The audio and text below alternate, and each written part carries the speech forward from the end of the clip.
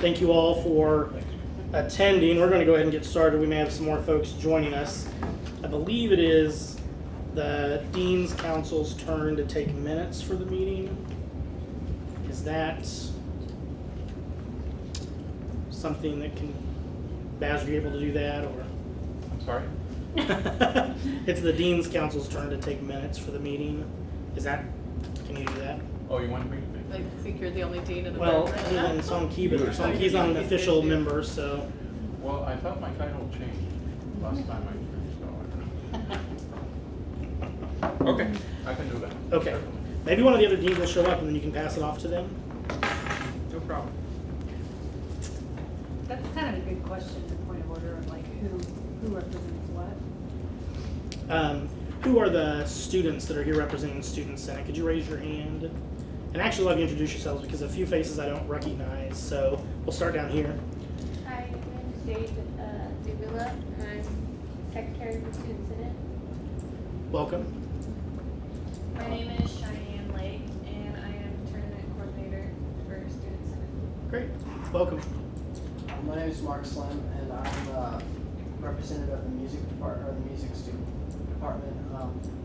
I'm just in the music club, but I'm Jim Mayer's order study, so Okay. I usually end up doing a lot of stuff for the music department. Sounds good. That's the only lobby. So John Stafford told me to come to this meeting today. So. Well, John Stafford says do something. So I appreciate you being here. Thank you. Welcome. And then Staff Senate. Who is here from Staff Senate? Faith and Sean And Andrika. Okay. Yeah. And then Faculty Senate would be myself, Yelena, Deb, Herschel is here as an adjunct faculty member. And the Dean's Council would be Baz. And do we have any other, do we know who the other deans are on the College Senate? Cheryl Lee was, but I think she wanted to, She's doing that leadership done that leadership, training. so she's stepping down. Right. Did we- I don't think because we I didn't believe meet Ed. Tuesday, and Ed may show up, because we were gonna put somebody else in Cheryl Lee's place, but we didn't meet Right. Tuesday, so. Okay. Well, I think I need to make a correction here. I am not really officially a dean. So my title now is Chief Information Officer. I'm no longer. And the dean part of it is not part of it anymore at all. Okay. That is, yeah, I wasn't, I guess, aware of that total change. I thought it was Chief Information Officer, Dean. I thought you had lots of words still, so I think a lot of people were under that impression. So we don't have actually a dean on the College Senate. I mean, Song Key is here as part of the ad hoc for the HLC. So, Dean Long is out this afternoon. He did ask Yeah, me that's to right. sit He in would and be take there. some notes for him. Great. But obviously I Yeah, wanted to. but he's not part of it. Right. So John had to be out, that's right. so we thank Jonathan, Ed, and then, Cheryl Lee were, I yeah, don't remember, I Okay. don't think we replaced Cheryl Lee. okay. But is it Then, 4? It should be 4. It should be 4, right? yeah, there are 4 deans that have a spot. Yeah, John. We're having I don't know who's important. Not recently. There was discussion about Cliff, but that's just a sidebar discussion I heard, was the Cliff I thought it maybe. was only 3 deans by the Senate. It was Dr. Long, Dr. Walker, and So I said it over there. Ed. Ed. Okay. So it looked like you were. Okay. That may be something, In meeting, he may be. that may be something to take up in Dean's Council, just because when we do have votes, if they're Yeah, we for do. equal representation, they'll want to have, I assume, 4 possible votes, so, okay. So Baz should not be the one in charge of minutes then. I am taking notes. Are you sure? Is that okay? Yeah. Okay. We know those will get sent out right away, so that's good. Okay. And then the president is usually has people representing She's the not here, president. Dr. Stevens. Okay, there she is, in fact. So, and then everybody else that's here is a visitor, guest, or representing a group that is getting reports. Okay.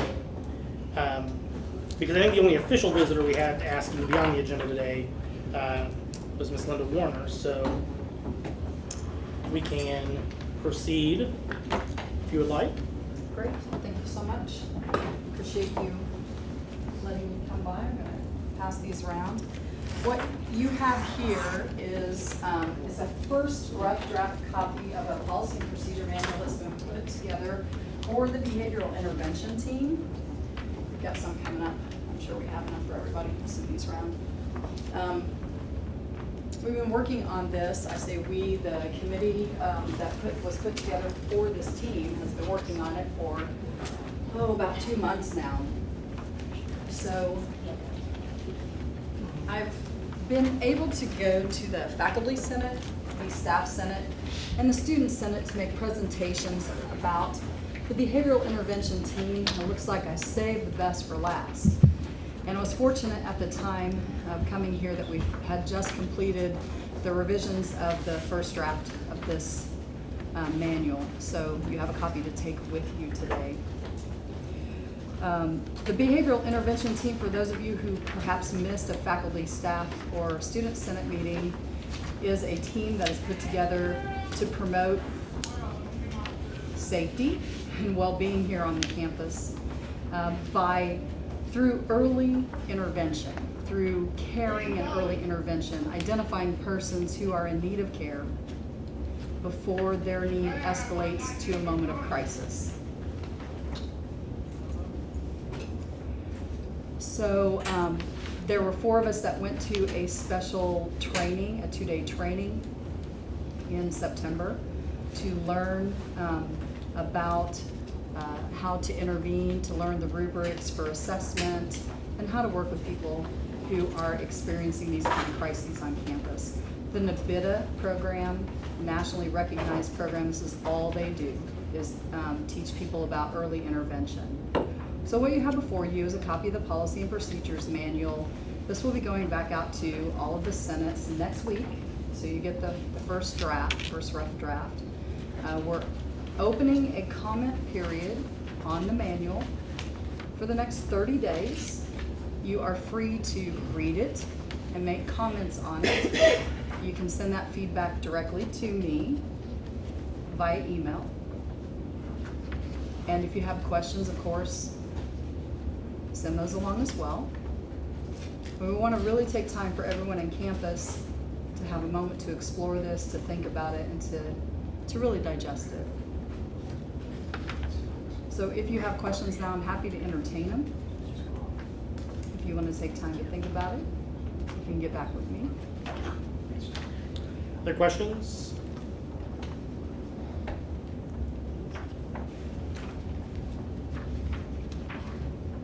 Sure.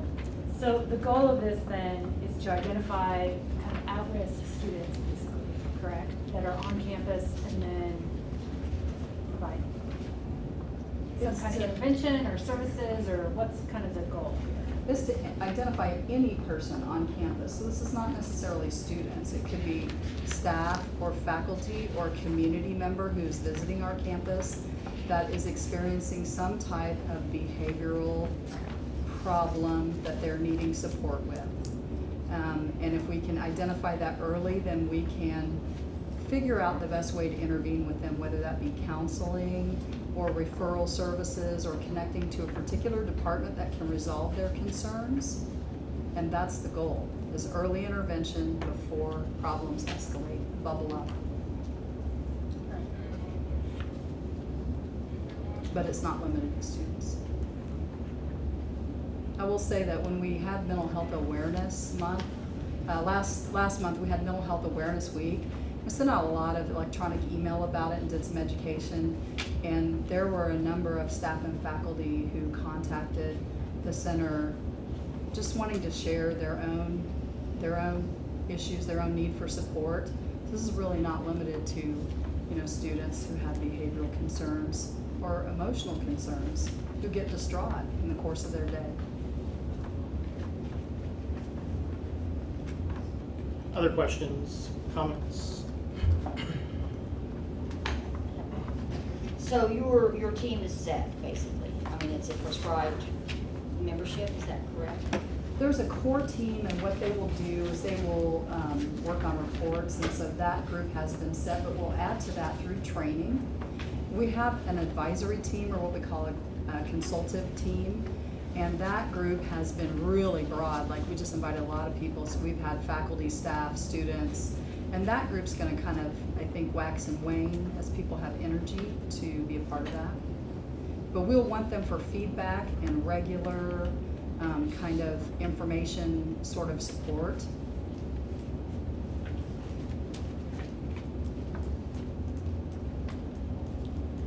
And you've met with the students, you said, the student senate?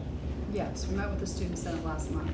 How was that It was a very good received? meeting. Yeah. And from it, we got 2 student volunteers who want to participate on the consultant team, so. Oh, good. Good. That's great. Have a timeline, would you expect this to be in place? Probably not by second semester, I would assume. Actually, we would really like to shoot for having it up in January, so sorry, it's a bad choice of words. We'd like to have it online in January, and the big challenge right now, first we'd like to get approval of the manual, we'd like to get support, and then build the website, because we need to get information out about the work of the team and have a reporting mechanism where people can share concerns, and that will be done either via phone, in person, or online through an electronic website. So that's the next step, is to build the website. And I've already consulted with our Chief of Information Services, Technology, and Baz has given the green light to move forward with that, so. And your hope for the approval process is that after the 30 days, we'll Yeah, kind of I'd go like to back come in and back make for changes? An official endorsement after we get the feedback and the comment period and any changes that need to be made. You know, would definitely want to take all that in and then bring it back for the college send us endorsement. Great. So does it end up with the president, board of trustees, is that kind of 2 steps? Okay. Board has to approve policy and procedures, yes. So would this really be a policy and procedure? I mean, it's really your committee's operational, kind of a bylines, or it's more of an operational manual on how behavioral intervention would operate as opposed to a policy and procedure. And that's, I have a note for us to talk about is when we, because a lot of work groups on campus will develop what they call their policies and their procedures, and it really starts muddying the water when you're talking about, is it a board-approved policy and procedure for the college? So, you know. But I think probably for this one, it covers the whole college, it's just not, is that true? It's for any behavior that happens on the campus? On the campus. It would have to go to the board, whether it's approved or in our policy manual or not. It would still be something that would go to the board, because it's all encompassing of the entire college. Like the student manual that was developed, it went to the board. I think the board just accepted it. They didn't put it in the board manual, policy manual or anything. But I think anything that encompasses the entire college should go to the board. And I can't remember that they approved it or anything, No, I don't think but they they did. certainly accepted it. And, That was the student code of and conduct. yes. The board endorsed that and accepted So I would think that this would be And that that same type kind of of thing. stuff, yeah. So, if it's an operational, procedure for the entire college, yeah, go to them, but not approved and put in the board policy manual No. that we're working I mean, on. it still could be an operational guideline, Right. or something other than a policy and procedures manual, because now we have 2 policies and procedures manuals. We might, If this is are you saying it adopted- might need a different name? Yes, that's all I'm saying. Oh, Not that it okay. wouldn't go to the board, but it's not gonna go to the board as a policy and procedure in the same sense that what you're bringing to the college council today, Right, college senate today is. yeah. So we can talk about that. I think you're probably open to that. All you want to do is for people to know what to To do know when what they it see is, some this is how some we behavior operate. that's inappropriate. Right, and we could call it an operations manual. The Yeah. best practices guidelines state that you need to have a manual that describes how your work is going to be done. Yeah. So we can simply change that name to operation manual. That would be That'll work. perfect. So are we saying it's not operational until the board has endorsed it. We take we would take it to the board. Yeah, we can at least come to the board And the first. board meets monthly, so it's, in between, sometimes the board has special board meetings, so I don't think it would be a problem in sharing it with the board, because we would send it out to the board as soon as the college senate has said, yeah, this is what's acceptable to us. We would send it out to the board, and at the next board meeting, the board would be able to discuss it and say, yeah, we like it. We're saying it's a good operational thing. The board has never turned any of these down so far, but we like to keep them informed. It seems like that would meet with your timeline if there's a 30-day window for comments, and then if this was back to us for our December 3rd meeting, well, that's actually not quite 30 days, but I think that timeline's fine. by January, and then they could approve it. So, okay. In light of everything that's going on around the country, I think this is a great step, and I think you should be commended, and your team should be commended on taking this step, and the college's proactive stance on making this happen, I think is monumental in terms of something we've created at the college that will have a lasting effect. And it seems like the amount of work that's already been done has been amazing, and we've got a good group of people on this committee. And so College Senate, I think, should commend you for that work that you've already started, and thank you for the process, because it's not a situation I know anyone wants to be in, but it's a necessity, and it's something that we need to be mindful of. So thank you. Thank you. I'll take that back to the committee. Please. All right, and then you're welcome to stay. Thank you. I Yeah. will. I know we skipped over the welcome and announcements and good news. We had some folks introduce themselves. But any announcements or good news before we move on to additions to the agenda? Any announcements that wouldn't fit under your reports? I'll make one, since I've called for them. I also think that the College Senate should commend the decision by the leadership team to suspend operations on Tuesday. Not just because I'm an avid baseball fan and lover of the Kansas City Royals, but as someone who went down there and was a part of what happened, and then returned with a bunch of my family came in from Topeka and brought them back out here to the Legends to eat before they went home.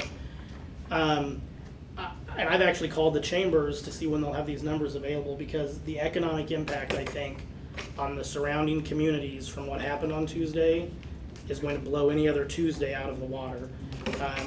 We waited an hour and a half for a table at the Legends, and when we left at 5 o'clock, the line was just as long, with people waiting to get in there. And so I think what you had was not only 800,000 people that showed up in downtown Kansas City for this parade, but then they filtered out to the surrounding areas to eat. And when we were waiting an hour and a half for our table, I even called other places in the Legends, and nobody was giving me less than an hour of estimated time to get in and eat. And so it was good for those restaurants, it was good for the servers who work at those restaurants, it was certainly good for the gas stations around here. And so I think the economic impact it probably had on the community is worth noting and worth finding out. And so I've actually asked for those numbers from the chamber just because I'm interested in stuff like that. But I think it was good, and I think the number of people we saw down there that were school-aged children and college-aged people, I think a majority of the folks who lived in this area took part in that. So I heard a report today that last year's economic impact on the city for the rural street was about $100 million. And they're anticipating this week $250 million. That was only 2 games here. Yeah, and they're saying that just not only in terms of hotels, and that was the other thing, because when that decision was made at that parade, all the hotels in the area booked up because people wanted to be as close as possible as they could get. The hotels booked up, the restaurants, the business they did, but even the merchandising that's going to continue between now and Christmas, they said, is unbelievable in terms of they can't keep stuff on the shelves, and so it was great, and so I was certainly pleased with the decision. I hope others were as well, and I think it's something that it's nice that the college could get behind that and be a part of something the rest of the the area was involved in, and so, thank you. You know, Darren, if you really want to get the accurate number in terms of the tax impact in Wyandotte County, KCK, I'd call the unified government, because they get the actual Oh, good. tax increments there. Okay, All good. that information, so that's what I would call. Good, thank you. Yeah, the person at the chamber said they would have some numbers soon and to check back, and so that's good to know. That makes sense. So, yeah, I thought it was great, and so good for the college for being a part of that. Other announcements? I have a reminder for HLC team. I just wanted to make sure that we all are aware that HLC team is visiting our campus from 9 to 10, particularly student representatives. There is an open meeting for students. You are all aware of that, and I hope that you are communicating with their students. Okay, thanks. Very good, thank you. Another monumental task that you've been in charge of and taking care of, so thank you. Other announcements? Are there any additions to the agenda that were old or new business items that we need to revisit this month? I didn't know if anybody had any updates on things they were working on, so I didn't include anything. Seeing none. Deb? I'll mention this, is that the instructional design team's been working with Susan in looking at the Learn Analytics for Blackboard. And right now we're in the validation phase, making sure that the data that is being reported in one area of Blackboard is the same data that's coming out of these reports. And we're trying to wrap that up so they can start implementing that. Mhm. We've been working with the architects on updating the campus facilities. It was called the Campus Master Plan in 2009. And they came back with a preliminary report to us, and it was given to the Facility Finance Committee of the board. But one of the things that we asked was, would they be willing to come to campus?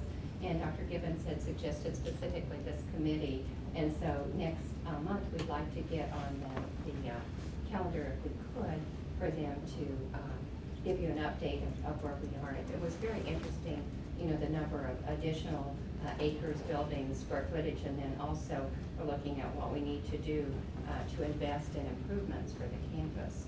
And so I know there are some committees here, I know through Staff Senate looking at that, and we've made some other improvements in the student services area. But this is to look at more, color across, the campus as we redo buildings and what we start to update and what that will be done with input from individuals across the campus. I don't know if you had anything you wanted to do. Great. Except that you probably have have you seen them cutting down some of the limbs off the trees and some of the trees that were dead and diseased? We want to make sure that in case that when the really bad weather comes, if it does this year, we don't have tree limbs, endangering people as they travel back and forth in and out of the campus. So we've been doing that and making sure some preparations for the winter that may be coming. That is coming. Yeah, thank you. I did notice also that the new softball field is underway. That's right. We're to have a new softball field next fall or next spring. Yeah. It's gonna be nice. We're turning it so that the home plate is back near the bathrooms. One of the problems was it takes women maybe a few steps, it takes women a little bit longer to use the facilities than men. So to have to come all the way from that end to the bathrooms in a short period of time when the game is going on was just a little too much. And so we're turning the field to make it more accessible for our women players. And replacing the turf, we're putting in turf that will mirror the men's facilities so that they're very comparable, because actually we had unsafe playing areas, and so we had done our best to try to revamp those, but the earthworks, I guess, if you will, this is the most important part, the most important aspect. So it will look a little bit like it's moving slowly, and it will be as they get all that configured, so that then the artificial turf can be laid on top of that. So it will very much mirror the men's facilities at the baseball field, and we believe will kind of give them a more level playing field and a much safer playing field for our women's team. And So we'll we're have excited. new bleachers, which is a good thing, and sidewalk along the area. I mean, no, that's been one of the discussions since I've been here, is that the sidewalk comes and then it stops. And for those of us who are walkers, it's like you either walk in the street or you cross over and climb that little hill and get up on that walk that goes around the little pond, but it's an unsafe situation, so we're also taking care of that in the process. The students from the bus stop will appreciate that as well. Be a win-win. Absolutely. Very good. Pardon the pun. It's a good one. Very good, thank you. Other announcements or additions? And I have the minutes, and I will send those out via email. I got those, I just got those from Rob. So they were lengthy, so instead of printing them off or emailing them and hoping you could read them before we met today, I will just send them on to you and we can approve them via email and make changes as we need to. Yeah. I'd like to introduce to the College Senate, Kimberly Rudler, and can you please tell them a little bit about your background? Sure. Well, I am the new training and development journalist in the Human Resources Office. I have over 7 years of experience directly in training and development, and then also have been in a university setting for the last 2 years. And so I have a little bit of background in that, and I'm really looking forward to working with you guys. And so all the training will relaunch. There's been kind of a disconnect on how people get signed up for the various training. KC and PDC training, Kimberly's relaunching that. And then we're working with some training committees, both for staff and for faculty, training and development. And she'll be leading those committees. And so we're really starting to get it kind of together to make those things move forward like they should for the college. Good, thank you. Welcome. Thank you. Welcome to the College Senate, and we're glad you're here, both at the College Senate and at the college. And so I'm sure we'll be seeing more of you. Does anybody have any questions, or is there anything else you'd like to share? Any other questions or comments? Well, thanks for coming, and it's nice to meet you and put a face with a name. And so, and you're also obviously welcome to stay as well. Thank you. So,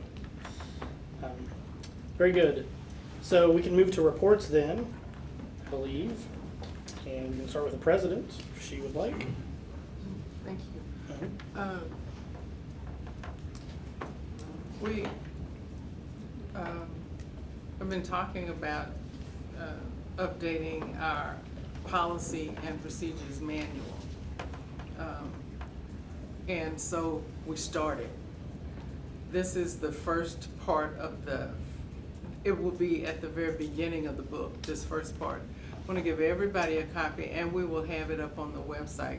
And Baz will have that information for you, what the website is.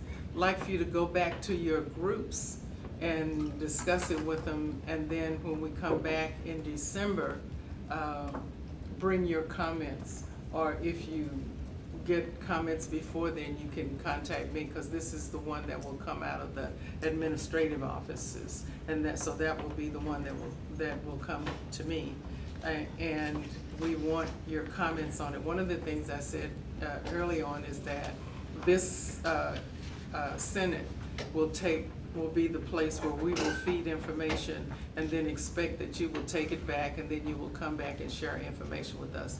But for those people who want to see it, it'll be on the website and available. And if you wish to compare it to what we had before, that's also available for you to read. It's changed some. There was some areas on this one that were not on the other one, and you can read it. Want to pass that around, please? And we welcome your comments. The process is that we will write it, the cabinet, talking to the people who work in the areas that are affected by it, and in this case, it's everybody at the college. We did not have a vision statement before. There was no vision statement for the college. The one that you see on there is the one that I say most often, that most people can say from memory. And you have an opportunity to make comments on anything that's on there. It's all open for discussion and improvement or recommendations, and we welcome those. So it's in big print because I wanted to be able to see it, but I tended to put it back to a smaller font before I printed it, but I forgot to do that. So you have it in big print. Can I ask, so are we gonna do this in sections? Is this section 1 or is that No, all? that's the first part. So So- we'd like to do that whole section first. So that's what I'm asking. So Yes. then there'll be another section. Yeah, in a and few it may months or be, whatever. yeah, and it may be a section from, our goal is to bring you one from each of the sections every month. Okay. That's our goal. But this month, you just have the one. Okay. So that one is from administration. So, but you'll be the first ones to read it and to give us feedback. So we'll let you know if it's the whole thing, but whatever we bring to you, it will be that whole policy. So the first one is lengthy because it's the beginning or really kind of the introduction to the whole policy manual. And then I think the second section, it has to deal with the board, what the board is, how it's the composition of the board, what's expected, the ethics of the board, and that kind of thing. I won't bring all that at one time because there'll be about 20 pages probably. So it'll just be smaller sections, but also in the areas of academics and finance and student services and information technology, there'll be policies coming from all of the areas that this group will discuss, and you can tell us how you want to handle it, if you want to have discussions here, or you just want to, you can tell me how you want to handle it, and we're open to that. But one of the things we have to do is update our policies. This may not be the format. We're looking at different formats, but this is the information that will go in the format, whatever it happens to be. Other questions, comments? So are we supposed to go to our respective groups and get this approved and then come back to the next Senate meeting and set that all clear? Yes. Well, yeah, any feedback that people may have or changes or thoughts, sure. Other questions or comments? And if you want me to come to your groups, you can let me know. I'll be happy to do that. Anything else in the report? No. Except that we had a real good lunch today in the culinary arts department.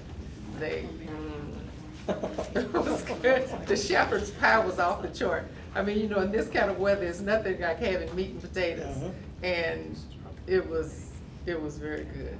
Good. So we're looking at some exciting new additions to the culinary art program that I think that people, particularly people who drink coffee, will appreciate. So Very nice. that's all. Very good. Thank you. Dr. Daniels? The only thing I'd comment on is, we had our gala, 2 weekends ago?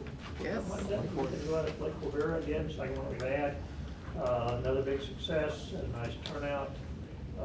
Haven't heard the final figures at how much money was raised for scholarships, but I'm sure it'll be coming to the board shortly. So really good event, made up, audience mostly made up of community people, which is great, because we have people from the community and not just the Wyandotte County community, but the metro community, that actually come and get to hear some things about our college. Heard from a really good student who spoke about her experiences with the college and how she's been supported. So it was a really nice evening, and we're looking forward to the third one next October. So it was very good. Very good, thank you. Dean's Council. Hi, Ed. Hello. Give me a second, and that's why I brought my computer. Okay. How's everybody doing today? Good, how are you? I see in faculty sentence notes, one of the biggest things we did at this last Dean's Council was canceled, obviously, but the last one, one of the biggest things was the grade appeal process that was passed. And, well, excuse me, that you guys have now reviewed and gave comment on. Shirley was taking that same grade appeal process back to, I think she was taking it to Student Senate. I don't know if she's taking it to Student Senate. Yeah. She's able to do that? We've gone through and reviewed it and Yeah, sent it back. I think there was an update on it, scheduled for Tuesday, but. Yeah, that's and that's why I didn't know for sure where it was,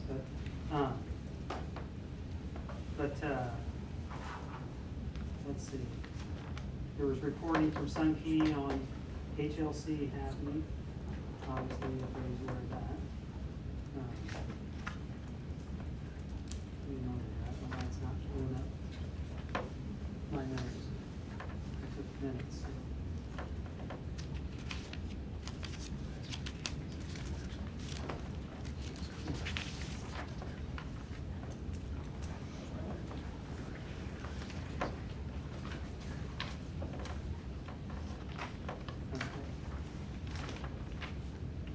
Yeah, let's do the faculty senate one while you're looking for that. That would work. Okay, we'll jump to faculty senate while Ed's looking for his notes. Daniela? Okay, I put mine together. I like to type things up. So we've been pretty busy in faculty senate, I have to say.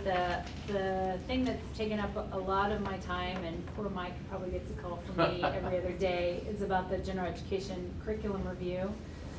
So that is the task for faculty this, I don't know, year. I don't know how long it's gonna take us, but, so I solicited all full-time faculty members if they wanted to join the committee. I have 22 people on the committee, 21 of those are kind of voting faculty members. And we're gonna review the general education requirements for our 5 degrees. We're gonna review what kind of classes count for a gen ed. And then we'll also kind of look at our specific general education outcome statements. And part of that review process also is we're gonna look at HEDB and have a conversation about HEDB. So that's kind of our goal. We're gonna meet as a large committee next week and then break up into smaller kind of work groups to address all those issues. I think it's gonna take at least 2 semesters. So we shall see how long that takes. And then each work group will kind of come back to the what I'm calling the JERC committee, General Education Review Committee. That's the short form for that. That was kind of funny. Nobody really laughed. It's kind of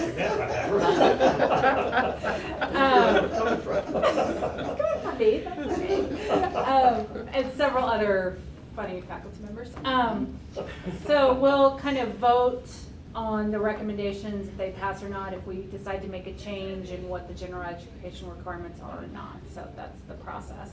Ed already mentioned the grade appeal proposal we got from Shirley. Faculty Senate took a crack at it and developed an ad hoc committee and made some changes or recommendations to the proposal, and then we sent it on back to Dean's Council and back to Student Senate. One of the things that I wanted to thank Baz for is he facilitated a conversation, I think, between HR and myself, which was a great meeting, and we talked about ways to improve communication between faculty and human resources. And one of the suggestions Abby made was to not only include faculty senate but staff senate and have kind of a monthly standing meeting in college senate. I think you got pulled into there too, Darren. With the presidents and vice presidents. That way, I think it's important to include the vice presidents because they're often kind of next in line once the presidents rotate off. So we'll do that every 3rd Tuesday of the month. We had Amanda Williams come to Faculty Senate to talk about the retention alert system. For lack of a better term, as a psychologist, I always use psychological terms, but to look at what are the triggers and interventions for when should a retention alert be kind of triggered, and then what do we do with it? So there's been a committee formed with faculty members along with Amanda and people from advising and counseling to kind of look at some of our processes for that. And then lastly, there was a KNEA and Faculty Senate kind of joint ad hoc committee that kind of pulled together and looked at some of the things in the HLC report. And so I told this to Mike, we are gonna send some of our comments on to him, and then they'll go to HLC as well. So, any questions? More detail is in this, but I thought I'd just hit back with this. Questions or comments? Do you want electronic? Yeah. Questions or comments? You said, I have one, you said you wanna look at the HEDV courses? Yeah, I mean, I think it's part of the conversation about our general education requirements. It doesn't, I mean, it's kind of an institutional requirement, but, you know, and I kind of talked to Mike a little bit about this in terms of, we're looking at what our degree requirements are. I think that should be part of the conversation. Oh, So. okay, okay. So who knows, maybe we keep it the way it is, maybe we make a recommendation for something else, but. Is that like the freshman orientation? Yeah. class? Well, It's either one or two it's hours. the first year experience courses, the 1 credit, 2 credit hour courses. No, it's not really, it's not like an orientation that I would think of for all new students coming in.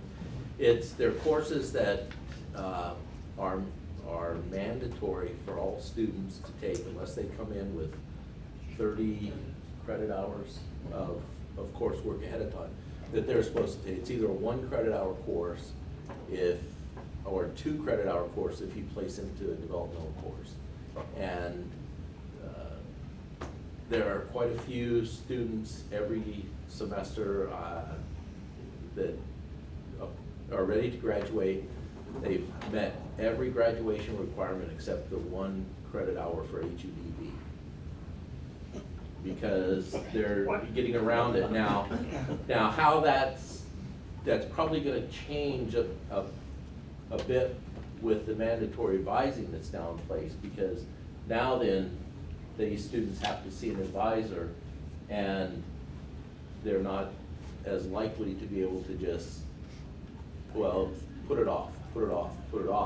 And then when they get to, 45 hours and ready to graduate, then the program says, well, look, can we do a deviation for this requirement so they can graduate? And at a point where a student's ready to graduate, the HEDV course is kind of pointless. So you grant those deviations. So the question is, do we really want to make it mandatory for every student? Are there other students that would we be, and I don't know that they'll take this question up, but the other question is, would we be better off doing a more thorough mandatory orientation session before classes actually begin to kind of orient students as to where different offices are, where they go for help, because that's kind of what they do in the HEDV course. And so if you've got a student that's struggling in the first 3 weeks and they haven't got to something until week 7 or 8 in the HEDV course, even though most of them are 8 weeks, by the time they get to that point, it's too late for that student. So there's just kind of those conversations that need to be asked. So it's mandatory now, but it's not mandatory like the first semester they're here. No. It's just they can take it whether they want to. We try to ask, Pointless. we try to ask students in the advising center to take it during their first 15 credit hours. Yeah. Mhm. So sometimes due to schedules, they may not be able to, and then we know most of our students are going part-time. So their schedule may limit them to do that class, but we try to get them to take it during the first 15 credit hours. But we had institutional research do a study once for us, for the student advising center, to look at students that were taking HEDV, and we found that students that took the course, there was some success. But the question was whether or not the success was because they had success in the course, or was it really HEDV? But we found that the students that took the course and that passed it were successful later in their college career. But the difference between orientation And HUDV is basically orientation is what students need to know before classes start. So where do you go for this office, where do you go for that? HUDV is going to be more of the continuation of what you need to know throughout your college career to be successful. So there's time management, there's finance management, there's financial literacy, there's understanding what instructors want in the classroom. So it goes in a little bit deeper than just orientation does. And we used to have just one version of it, and the last review process is when the college went to 2 versions, so now it's a 1 credit hour or a 2 credit hour, because it used to just be one class that everybody took, and now it's kind of test-based scores determine if you were in the 1 hour or the 2 hour, so it did change a little bit based on the last time we kind of did a review. And I would imagine that is one class where the committee would want to look at content. Because if it's a class that we're going to teach college-wide and the expectation is everybody's getting the same thing out of that class, that's an area where the committee, I would imagine, would probably want to look at content as opposed to, I know we try not to get involved in content when it comes to academic classes, but it does seem like that's one that serves a broader purpose, so that'd be my comment. And it's taught by, really, unlike the biology or psychology or speech class that you have to have certain degrees to be able to teach. With the HUDV prefix, anyone with a master's degree is qualified, credentialed, to be credentialed to teach the course. So it's not as much of a discipline-specific course as most of our courses. And it's taught across campus, and one of the things that needs to be looked at, one of the reasons that aviation sometimes comes up is because a student who's doing a certificate does not have to take HUDV at that time. And so then if they change out of the HUDV and that window passed, then they may already have some other issues that are keeping them from getting it. They may accumulate the hours before they've taken it. Or students at the tech aren't required to take the HUDV, and then when they come here, they're already beyond 30 hours, so they are exempted from the HUDV course. But if that's not caught in that manner, then it ends up that somebody starts deviation form that really didn't even get started. But there's that. What really needs to be looked at, part of it is how are students getting around the 30-hour requirement of HUDV, because a lot of them have a legitimate way that they got there. It just has to be found. Like if you took classes at Rockhurst before you came here and your official transcript isn't posted so that we know those hours are there, then you may not be caught in, it should, and mandatory advising would catch that now, but it wasn't always caught, and that's one of the I think originally some of the challenges was that there wasn't a campus-wide agreement on the necessity or the value of the course. And so depending on who the student saw, they may or may not have the opportunity to bypass that. And the challenge that we had in the Student Advising Center is that when it came down to doing a degree check, and that course was listed, and then we had to forward that to enrollment management, then they were requesting, John and his staff was requesting a deviation because it was listed as part of that degree. And so that's where the challenge came in there, is just getting everyone to agree that it was a required course. And of course, there are exemption options if the student already has a bachelor's degree or an associate degree or has 30 credit hours. They were exempted from that class. 2 things. One, I know how we had mentioned just very briefly about making some type of orientation before students, new students at all, whether they're transfer or first year, having an orientation as to see what resources are where. So that way some of that content that might be in that HUDV course could be taken out and replaced with something else more beneficial, because I know in my experience as a transfer student, my first couple of weeks here was complete chaos. Just not knowing where anything was. I knew where the financial aid office was, and I knew where enrollment was. But in terms of advising, I didn't know that we had a student activity center. I knew that we had a gym facility, but I didn't know what all was in the gym facility, or if the gym facility was the place where I would be able to go work out. All of those things that would be a general orientation to the campus, I feel as though should be mandatory to all new students, period. And then that way in the HUDV course, they could spend more time on personal finance, budgeting, things as taking out loans for college when moving on to bigger institutions, maybe do some character development, looking at strengths, taking like the strength quest and the Myers-Briggs can be in the HUDV course.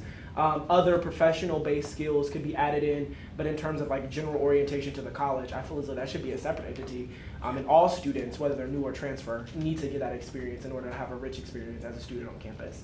And the second thing that I wanted to ask was you had mentioned that you and just about every other constituent in the college were going to be meeting with HR. It was like once every Thursday. I was wanting to ask why students weren't involved in that conversation. They're not employees, I would assume.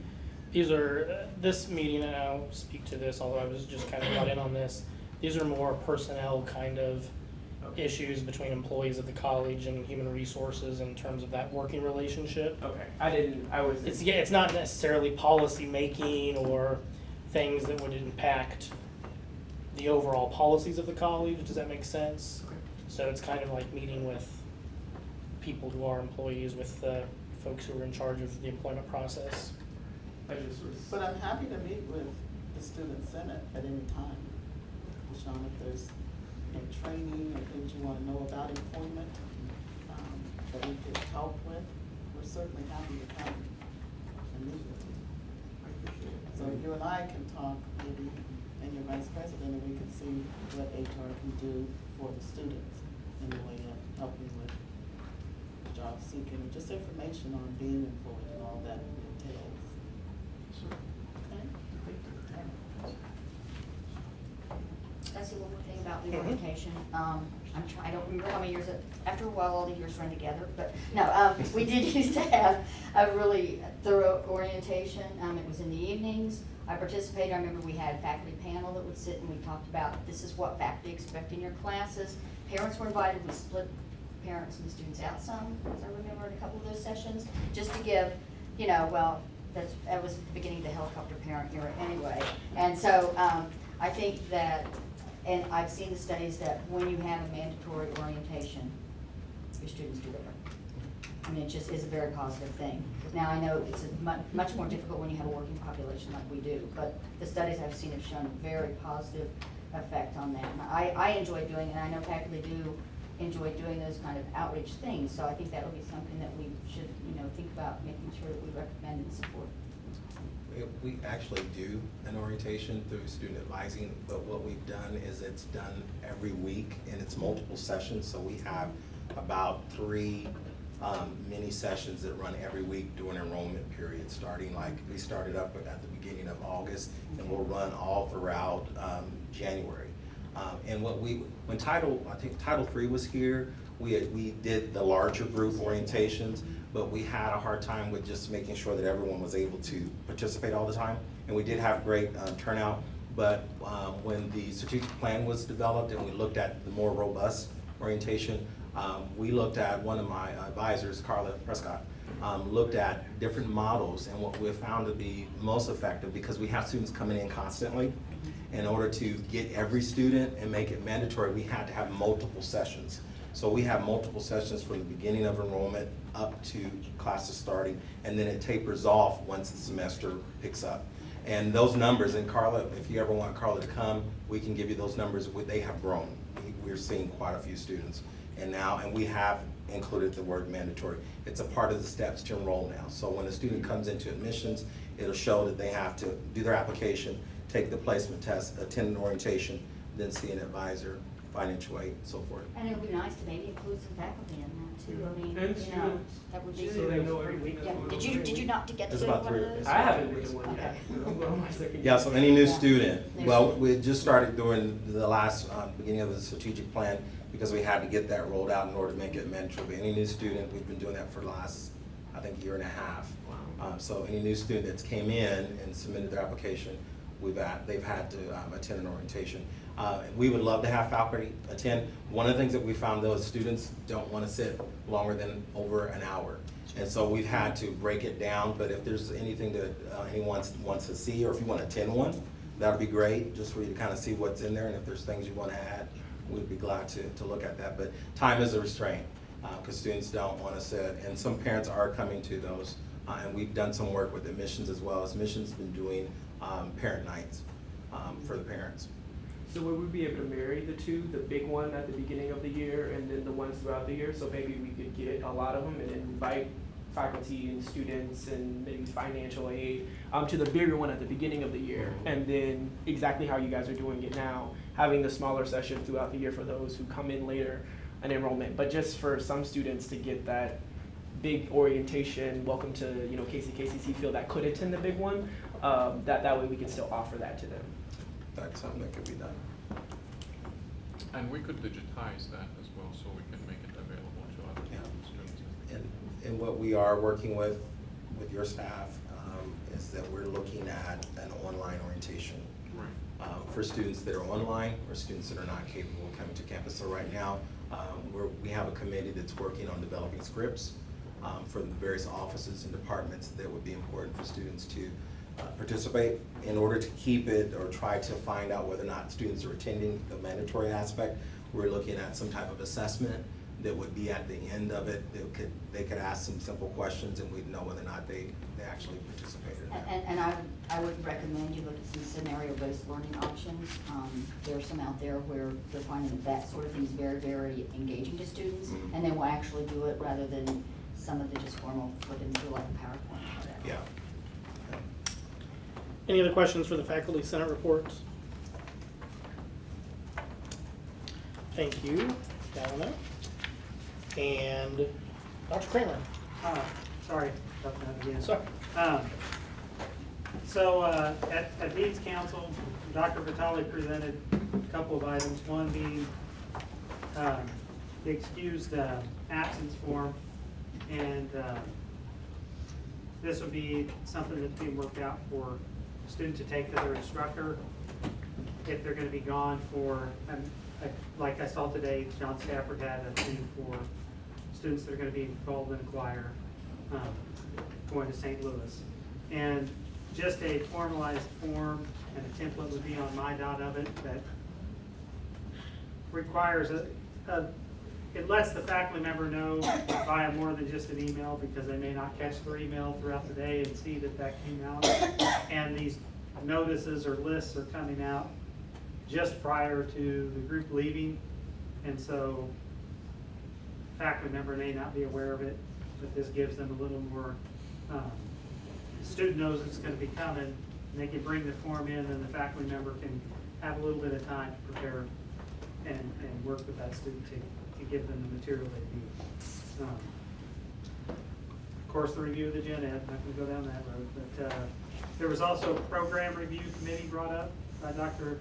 Vitale, and he said that Tim Dorr was going to be doing that, and they were wanting to have an additional director or coordinator to begin the review.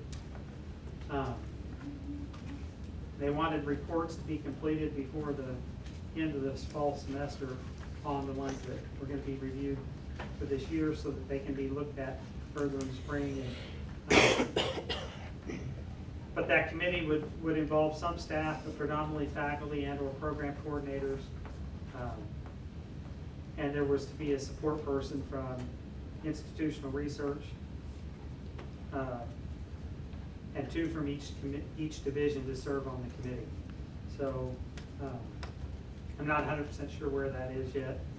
Since we didn't meet yesterday, I don't know. There was a statement about legal issues coming through either Dr. Vitale or Dr. Lindahl in terms of if you're we have a lot of contracts from CED that go through each for just different teachers teaching a course or teaching like driver's ed class at night or stuff like that, and just making sure that we take those through so that they can be looked at and reviewed. Or with Rob over in exercise science, there's a form we fill out each semester for using the swimming pool for classes. At which school? Xavier. Yeah. Xavier. So those were a couple things that were discussed. Dr. Vitale and the leadership team went over the master contract and talked about the change, reviewed that with the dean so that we knew where things were on a lot of that. And then from within each department, Tech Center presented, Cliff presented. If you drive out through Parallel up here and you look over at the baseball field, you'll see the new press box. That press box was built by students at the Tech. The different programs went together and put the stone around the outside of it, built it up, the top level's painted, and they're putting the electrical in. It's a very nice looking, put the glass windows in, and it's a very nice press box. All done by our students. And the funds were donated for that. I don't know if Cliff reported that. Right, but he did. Yeah, that was the beauty of it too. Yeah. Yeah, there was a donation to pay for all the materials, and then the students did all the work. And students and their teachers, obviously. We presented, since it's now after the fact, we had a booth at the racetrack, and we handed out brochures and talked to people that were coming in at the racetrack for recruitment for the college at the races that were held in early October. Sun Key raised the issue of making sure that we're looking at the HLC document and talked a little bit about how this process would continue again in 4 years. And we would be doing it at 4-year and 10-year marks, right? Yes, the assurance argument need to be done once in 4 years and once in 10 years. Once done in 4 years, we don't have any visits. But only in 10 years we'll have visits. So one thing nice about this assurance argument is that once we create an argument with all the evidences, everything will be there. So whoever does this in 4 years later has really good foundation to just update. Anything happens between now and 4 years. So we'll have a really easy time to get it done. I'm going to say this, I'm not going to read all the notes, but I'm going to read this one just so you guys can share it with students that are here from the Student Senate as well. Under Nursing and Allied Health, we now have a program that's an RN to BSN program, so the students are actually admitted both to our RN program, our 2-year RN program, and KU Med's BSN program. So they continue right on through, and what is it, 30 hours, Dr. Vitale, after they finish their RN with us? To finish their Somewhere bachelor's? like that. Well, I think it's more than 30 hours. Because they still have to have a total of 120. Well, I think that they come out with almost. They come out with a lot of those, Yeah. yeah. And so the plan is to, keep moving those students through. And I think Deb talked yesterday at our division meeting about how there's 2 selection teams meeting. So there's a selection group that's meeting to select RN students for us, and then those students that are doing the BSN program as well or have to be admitted to both KU and here. So it's a double process to pick them up. That's a great program. Let's see.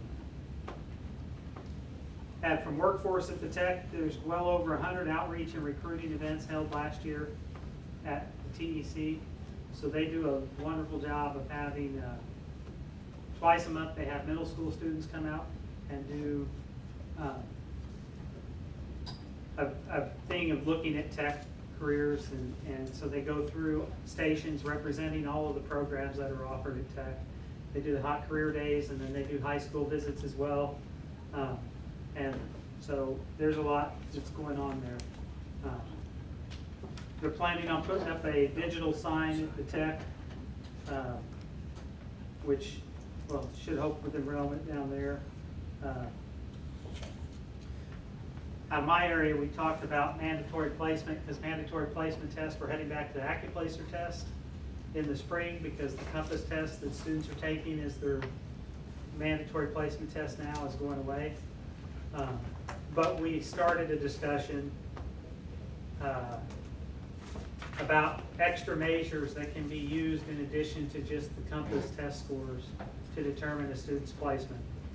For instance, if you had an additional year of mathematics beyond Algebra 2 in high school or something, and you made C or better in that course, and you had a certain score on the placement test. Maybe you didn't score right into intermediate algebra, but because you had that extra year of math in high school and you had a C or better in it, we'll let you take intermediate algebra anyway.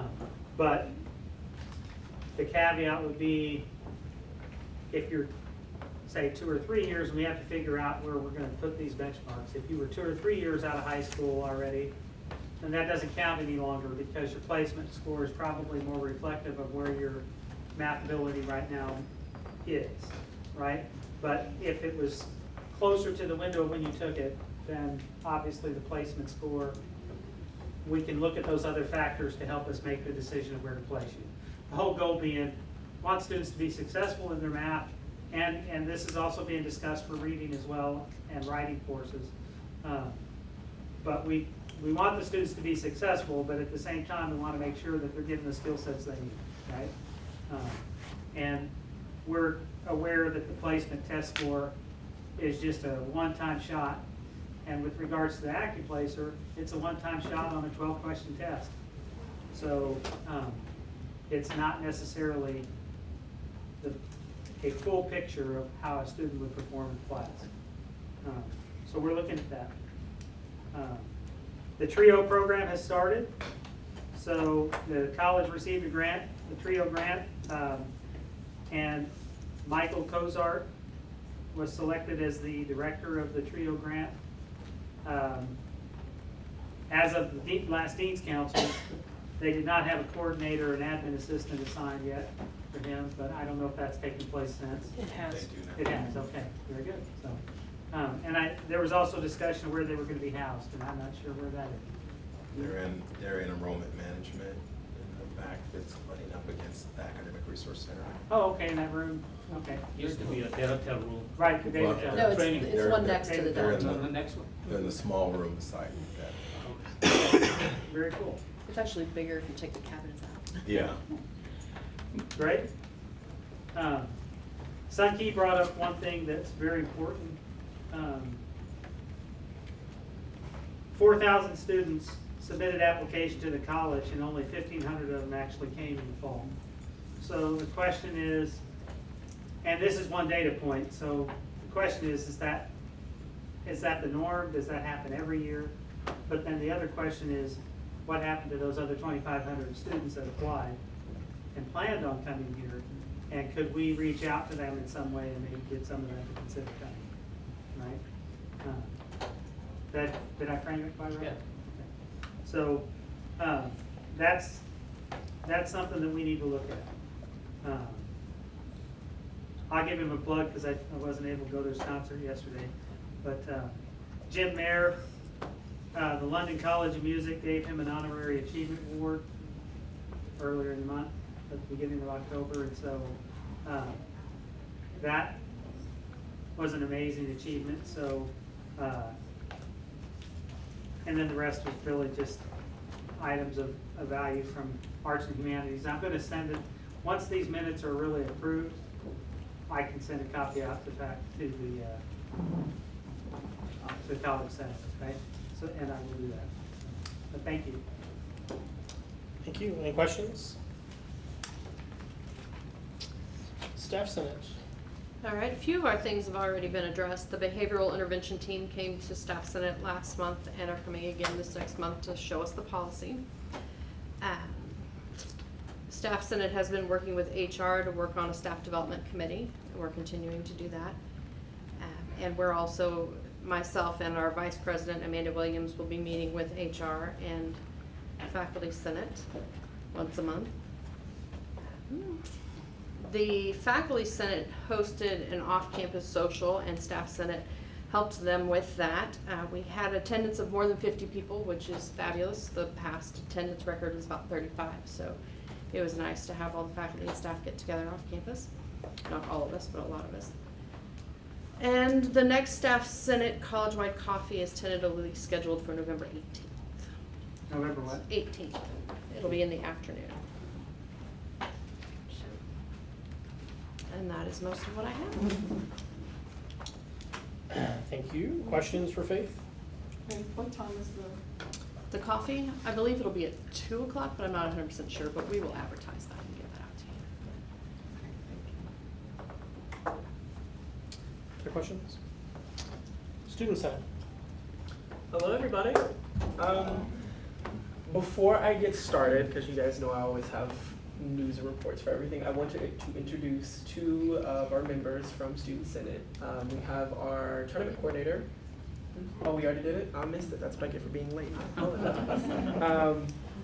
Okay, with that, then in our last meetings, our last two Senate meetings, we had been talking about our college mascot, and I know that's something that we had discussed in here as far as ideas for the college mascot and kind of going over it. So we had opened it up to college senate or to student senate only to see if we could kind of get some feedback for them, and no one came up with ideas. So I did, and I was able to come up with some. I only made 15 copies. I did not know that there were going to be so many people in here today.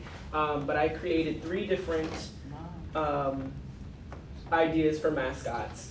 And I came up with the name Blaze the Blue Devil, 1 because he's a devil, so fire, and then 2, it went with the whole alliteration thing, BB. So I have 3 different. The first one, once it gets all the way around, I went for more of a professionally type look. The second is more of a sports. It would be bigger, and it would be our school jersey if we had one, or one that would look similar to it. And then the last one was kind of a combination of both. And he actually has the cape, and for all of them, they could have a pitchfork. They would all be a mask head, and if you look at the mouth, it's mesh, and that would be what they would breathe and see through. Mine, the coloring, it was very rushed. But this is just a general concept of the 3 different versions of it. And our question is that, I know this is from Student Senate, but we were wondering, we did not offer it, we did not open it up to all students on the campus to come up with ideas. And so we were wanting to ask the College Senate Board if we could do that. And Dr. Long has already confirmed with us that if we are able to do that, then we would offer a student a prize with the best mascot that we would agree upon. But these are just very general, basic kind of concepts. They're anything from the KCK, I pinned it on the chest of each person so we could see it, and then the cape on the back, we would have the big KCK, and just to kind of give you guys ideas. Any feedback? I think it's a great idea to let open it up. Yeah. You might get some really weird stuff.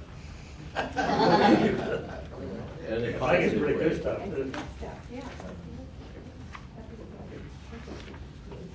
So are you asking for an official endorsement from the College Senate to have Student Senate open up the mascot dates. contest? Yes.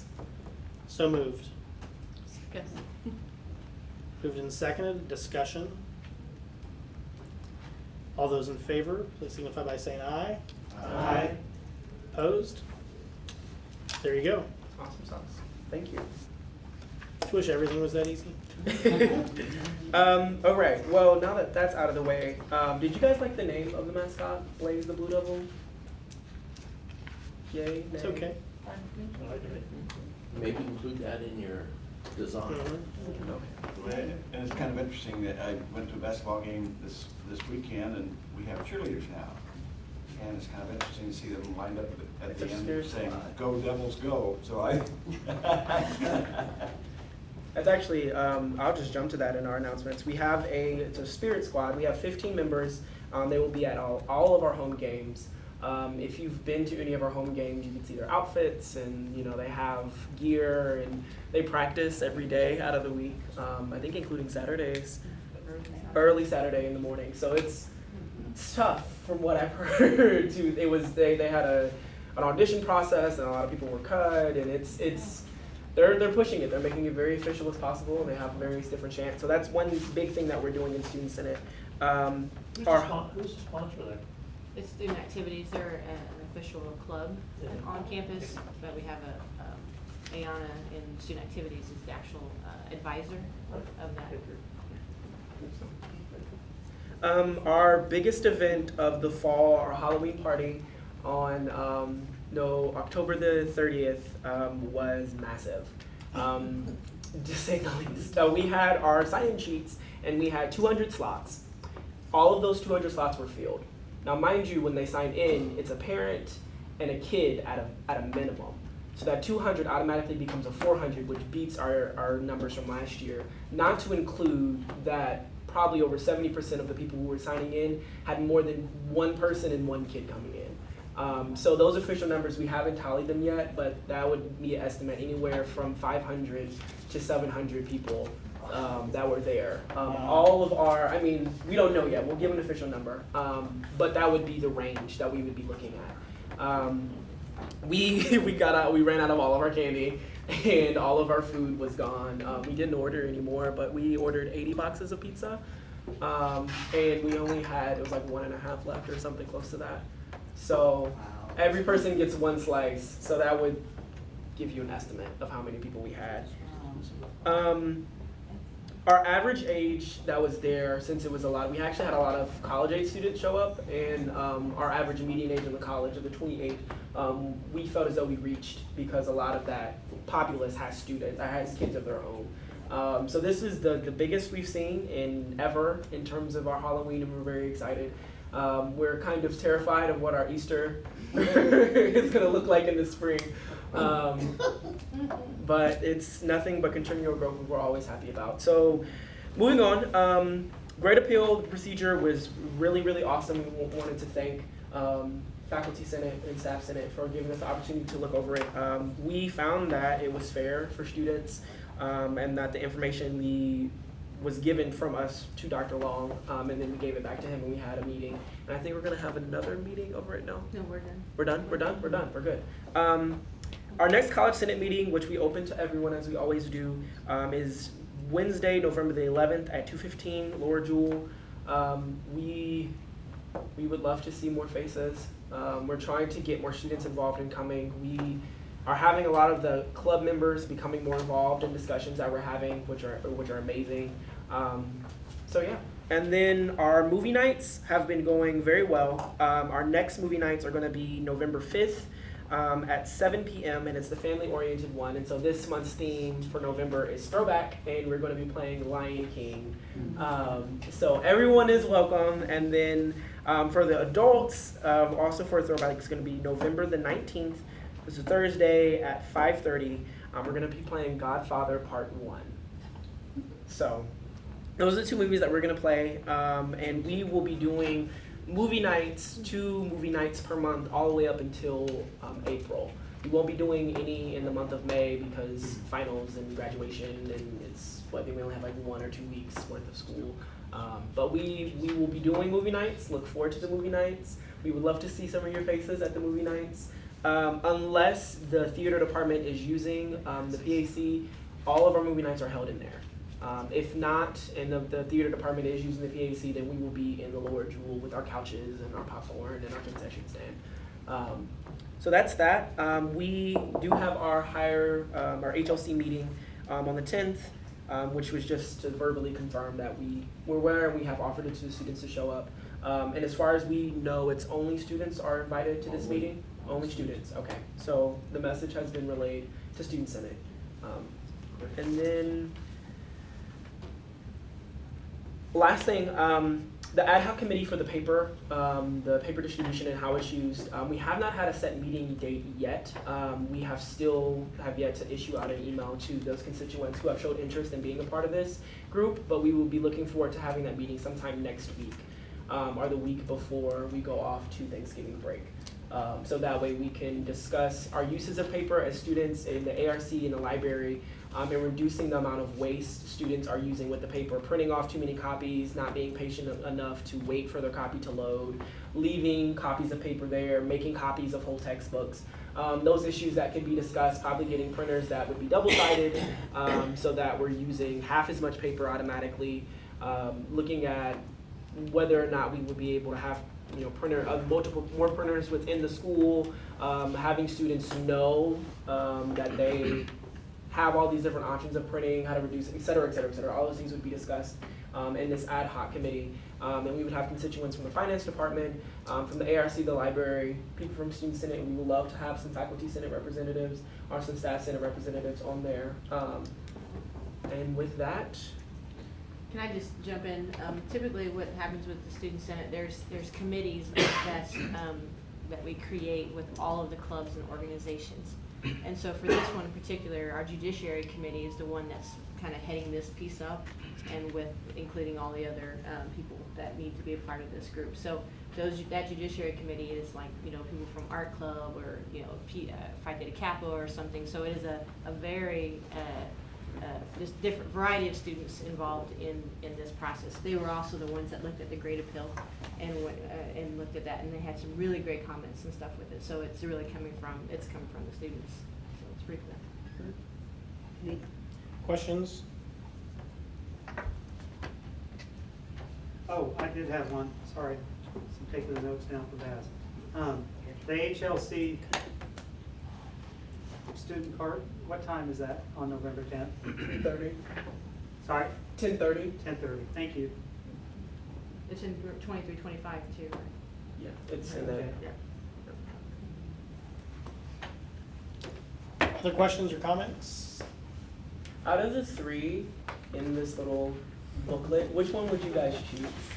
One? Is it just because it's colored better than the rest? I like the jacket better.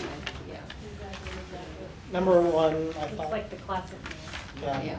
I like the jacket better. I don't know, number 2 reminded me of Captain America, and number 3 reminded me of a vampire, so that's why I chose them. Vampire was my first reaction when I saw number 3 also. So, I knew I didn't have one with the cape, so I made one with the cape. But no, that's good, that's good. Was there anything else? Any other announcements or comments or things, reports? I do have a follow-up. I know last time we brought up the paper issue. You know, we've had an initial meeting through Topeka, through the Kansas School Board Association. We're looking at you know, combining purchase power, and that was a discussion topic for the business officers meeting at Topeka last week. And paper is certainly a topic, and I have a meeting set up tomorrow afternoon at 1:30. On that. And so we were able to join a gas consortium and save about 30% on gas costs. And in one location, they're analyzing other locations that we have as well through purchasing, through, you know, through a group, through procurement, statewide consortium. So we're hoping that, you know, the paper issue will be something that we can address, you know, in the very near future, so that we know we're able to purchase that paper at a much lower cost. So I'll have a follow-up hopefully by the time you call a meeting. Yeah. Thank you. Good. Yeah. But it's exciting to think we can perhaps save some funds and redirect them where they're most needed. Other comments, questions, or concerns, or reports? Seeing none, if there are no objections to adjourning, we will be adjourned. Please take cookies and cupcakes with you on your way out. Thank you.